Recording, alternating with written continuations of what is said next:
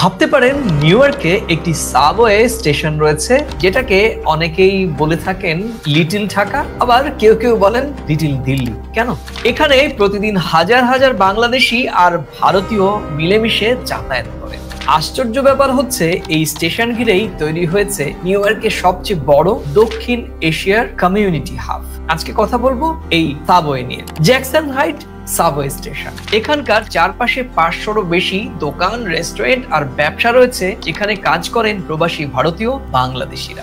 New York সিটির সবশেষ data বলছে, শুধু এই জ্যাকসন হাইটস এলাকা থেকেই বছরে প্রায় $2 বিলিয়ন অর্থনৈতিক কার্যক্রম পরিচালিত হয়। আর এর মধ্যে বাংলাদেশি মালিকানাধীন ব্যবসার সংখ্যা প্রায় 400রও বেশি। অন্যদিকে ভারতীয় কমিউনিটি এখানে মেডিকেল, টেক, স্টার্টআপ আর বড় রেস্টুরেন্টের চেইন তৈরি করে তাদের শক্ত অবস্থান ধরে রেখেছেন। কিন্তু আরো চমকপ্রদ বিষয় হচ্ছে, নিউ ইয়র্কে যেসব ট্যাক্সি চালক প্রতিদিন শহরটাকে সচল রাখছেন, তাদের মধ্যে প্রায় 40% এসেছেন ভারত কিংবা বাংলাদেশ থেকে। অর্থাৎ এই শহরের রাস্তায় যে হলুদ ক্যাবগুলো ছুটে চলছে, সেগুলোর চালকের আসনে খুব সম্ভবত একজন ভারতীয়, না হলে আপনি বাংলাদেশিদেরই বসে থাকতে দেখবেন। একদিকে বাংলাদেশি দোকানপাট, অন্যদিকে ভারতীয় রেস্টুরেন্ট, সঙ্গে সাবওয়ের গতি আর ট্যাক্সির চাকচিক্য, সব মিলে নিউ ইয়র্কের প্রাণকেন্দ্রে আমরা বাঙালি আর ভারতীয়রা যেন গড়ে তুলেছি আমাদের নিজস্ব এক নিউ ইয়র্ক।